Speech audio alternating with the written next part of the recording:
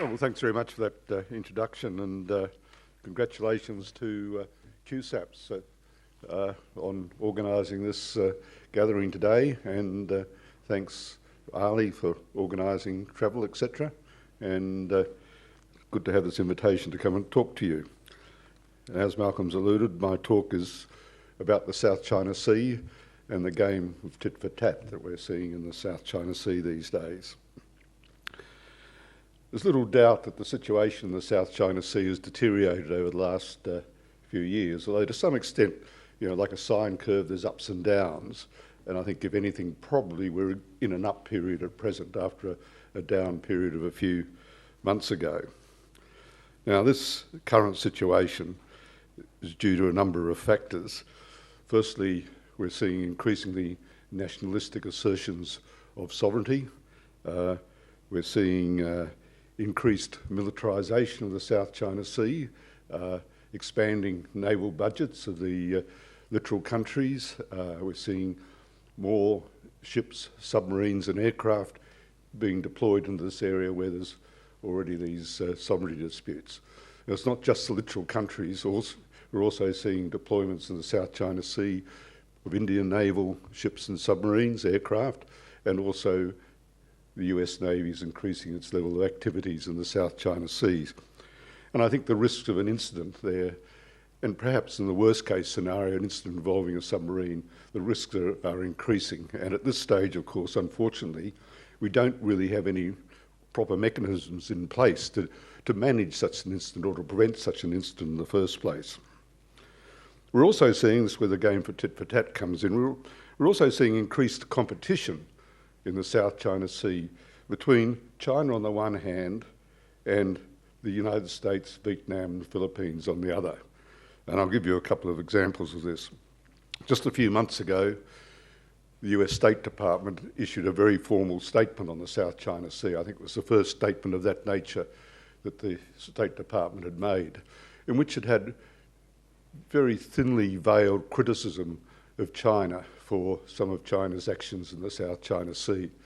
Now, not unsurprisingly, of course, China responded quite robustly to that, leading in turn, of course, to accusations by many commentators that here's another example of China's aggressiveness, China's assertiveness, etc. in the South China Sea. Another example, back in June of this year, Vietnam issued a new maritime law in which, for the first time, Vietnam stated very clearly its sovereignty position in the South China Sea and its claim to the various maritime zones around those islands.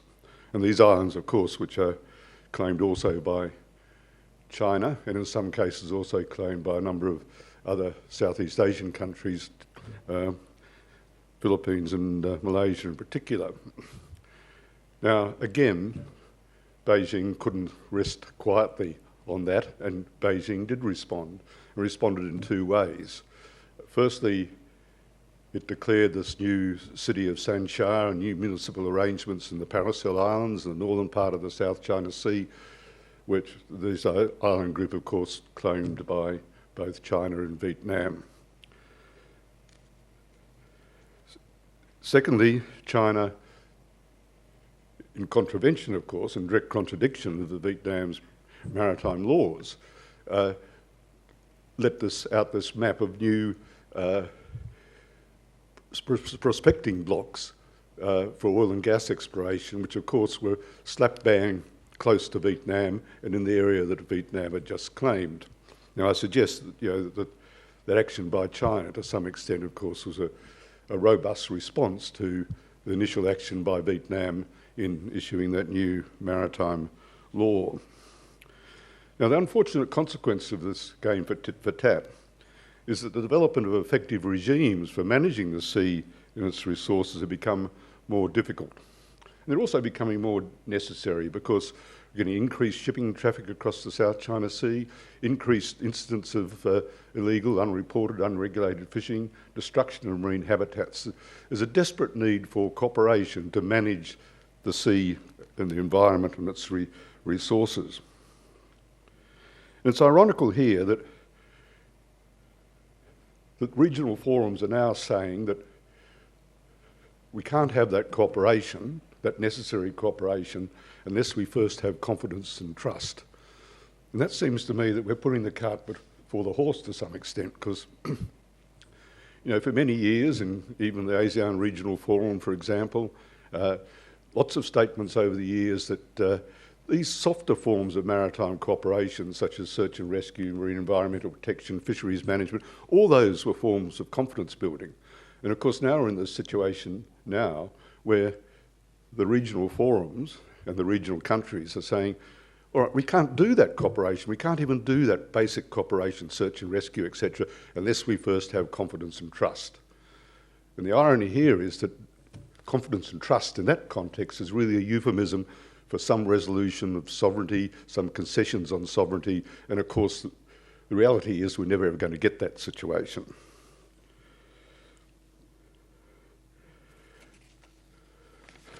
So, I'll just briefly mention that when I talk about cooperation, this is not just something that's nice to have. It's actually a formal obligation of littoral countries, because all the littoral countries of the South China Sea are in fact parties to the 1982 UN Convention on the Law of the Sea, UNCLOS. Part 9 of that convention deals with cooperation in enclosed and semi-enclosed seas. And the South China Sea comes within that category of being a semi-enclosed sea. That part of the convention puts a very strong obligation on bordering countries to cooperate with regard to these issues: marine scientific research, protection and preservation of the marine environment, management of the non-living resources, etc. So the bordering countries simply are not fulfilling that obligation. This used to be well recognised. I mean, through the 1990s into the early 2000s, Indonesia sponsored this series of workshops on the South China Sea, and they were all about implementing Part 9 of the Convention. However, we seem even the 2002 Declaration on Conduct of Parties in the South China Sea, which we hailed as being quite an amazing achievement, although it took a long time to actually negotiate and get accepted by China and the bordering countries, Southeast Asian countries. Of course, it's a non-binding declaration, but nevertheless, that Declaration on Conduct of Parties makes very clear, specifically spells out the need for cooperation in these sort of areas I've been mentioning. Last year, we get the so-called guidelines for implementing the Declaration on Conduct of Parties. And guess what? That declaration, last year's declaration, makes no mention of cooperation. It again mentions these words again. The first thing we need in the South China Sea, and I don't have the exact words in front of me, the words are, we've got to first have confidence before we can have cooperation. So you can see again how this whole situation has been turned round. Well, who is to blame for this? Well, I mean, the short answer is I think all the countries I've named to some extent are to blame for some extent. China gets a lot of stick, particularly from North American commentators. China's behaving aggressively, China's behaving assertively, etc., etc., etc. But I'd just like to say, I'm not personally pushing a strong China's barrel, but it needs to be understood that China often, with these alleged assertive, aggressive actions, has been quite strongly provoked by other parties. Another example of this, 2009, Vietnam and Malaysia put in a submission to the Commission on the Limits of the Continental Shelf for a joint extended continental shelf in the South China Sea. Now, effectively, that was those two countries claiming all the resources of the seabed and subsoil, particularly obviously oil and gas, other minerals, of the southern part of the South China Sea. China, of course, responded very robustly to that, and its submission back to the United Nations is often quoted as being a fine example of China's aggressiveness and assertiveness, but yet it's never mentioned by the fact that Vietnam and Malaysia had first made this submission, which really was nothing more than a political gesture, because the Commission on the Limits of the Continental Shelf will not consider a submission where there's a dispute in place. So they were achieving nothing in real terms by making the submission. All they were doing was just stirring up the situation and provoking the situation. This talk of cooperation and what I'm saying that, we've got this idea of confidence building being required before we can have cooperation. In about 12 months ago, China at one of ASEAN's forum announced that they were prepared to fund a thing called the Asean-China Maritime Cooperation Fund. And they were prepared to put in about $100 million US to set up a series of working groups to look at these issues of marine scientific research, search and rescue, navigational safety, protection of the marine environment, etc.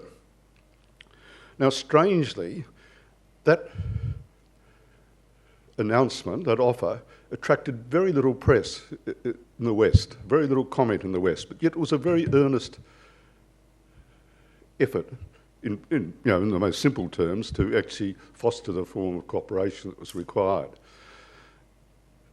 It was announced again just a few weeks ago in Manila. There was the ASEAN Maritime Forum Plus. ASEAN had this maritime forum which had met twice in recent years. The third forum had days 2 and 3 was so-called extended ASEAN Maritime Forum. An extended maritime forum meant that the East Asian summit countries were also present at that forum. China announced again that Asean-China Maritime Cooperation Fund, and that had a lot of press. I know, well, first of all, ASEAN has been slow to accept this initiative of the fund, perhaps because there were fears that they'd be conceding a degree of leadership to China if they accepted this money. Also, there might have been fears that they might somehow prejudice their sovereignty claims in the South China Sea. But the short answer is that we haven't got anywhere with that fund, even though it seems on the surface to be a genuine attempt to get the required cooperation underway in the South China Sea. I just wonder also, I'm always looking around for perhaps a conspiracy theory or something strange happening. I wonder also why the Western press didn't pick up on it. And I can't help feeling that, here's a clear demonstration of soft power, if you like, by China, and perhaps unwelcome generally for the critics of China, unwilling to acknowledge that perhaps China is making a positive, affirmative effort to foster a degree of cooperation. So that brings me to the issue of the US in the South China Sea. And I'm afraid, to put it very bluntly, I think the involvement of the US in the South China Sea in the last couple of years or so has not been helpful. It's fuelled, the US says very clearly that we don't take sides in the South China Sea, we don't take a position on the sovereignty disputes, but at the same time, we launch into an increased program of exercises with the Philippine Navy, including amphibious exercises around the disputed islands. We provide military equipment to the Philippines. We've forged a new defence relationship with the Vietnamese. We talk about the air-sea battles, quite an aggressive concept in terms of what to do about China's anti-access strategies, etc., etc. And I can't help feeling that as far as the people in the street are concerned in Manila or Hanoi, or even Beijing, if you like, they don't see that as the US not taking sides. They see that, I know that the nationalistic fervour in the Philippines is being fuelled by the US's action in the South China Sea. Similarly in Vietnam, the people in the street in Hanoi think that the US is on their side when it comes to the South China Sea. And of course the reaction in Beijing is not unexpected again, as being seen as another example that the US is taking sides in the South China Sea. I'm mindful here also of Henry Kissinger's book on China, where he talks about Chinese strategic thinking, a lot of it coming from the game of Go and the fear of encirclement and containment. I've never actually played Go, but I understand it's not about directly defeating your opponent. It's more about trying to box him in and avoid being boxed in by your opponent. And I suggest that all these activities we're talking about, and we're seeing this game of tit for tat, is being conceived by Beijing as being boxed in. And I guess that brings me to a conclusion. What can we do about the situation? How do we turn this game of tit for tat, which really has a lose-lose dimension to it, or prospective lose-lose outcome, how do we turn it into a win-win situation? Well, firstly, we've got to talk about changing mindsets, and I think that's going to be a difficult issue. We've got to think about functional cooperation, and Emily will be talking more about functional cooperation, I think, later, and the importance of it. ASEAN perhaps needs to think more deeply about that offer of the Asean-China Maritime Cooperation Fund, even if it does mean conceding a degree of leadership to China, because I think really the stakes are too high. And that leads me to the last thought, who will set the rules? And I noticed in our outline for the conference we're talking about who will set the rules. And I'm thinking here again, particularly in the context of the South China Sea. When I think about the future, and if, for example, the US pivot to the South China Sea and the US activities in the South China Sea means in some sense that the US is going to be still the leading partner, the leading rule maker in the South China Sea, I think quite fundamentally that's wrong. The US is not going to be in the future and is not going to be the leading rule maker when it comes to managing the seas of East Asia. And I say that for a number of reasons. Alan Dupont referred this morning to the Vasco da Gama epoch. That's K.M. Panikar, the Indian author who coined this word epoch to the 400 years of when Asia was going to be dominated by the Western powers and the World War II and the final decolonisation, etc., was the end of the Vasco da Gama epoch. However, concepts of the Vasco da Gama epoch are alive and well. Panikar is alive and well. He's not just living in Delhi, but he's also living in Beijing, definitely. He's living in Singapore. He's living in Jakarta. Any idea that I think we can easily underestimate the strong attachment in Asia to a concept of Asian for the Asians, and that Asia's destiny is going to be controlled by Asia, and that extends even to the issues of the South China Sea. And when you look at Asian strategic thinkers, Alan, I think, mentioned my boss in Singapore, Barry Desker, but also, what's his name, Kishori Mahbubani, in Indonesia, Yusuf Wanandi, in Malaysia, Jawa Hassan. These people are firmly committed to the fact that Asia itself is going to be the rule maker in the future. And I think that the idea that the US will certainly be welcome at the table, but it's not going to be the leading rule maker when it comes to the South China Sea, or for that matter, any other aspect of maritime security in East Asia. Thank you.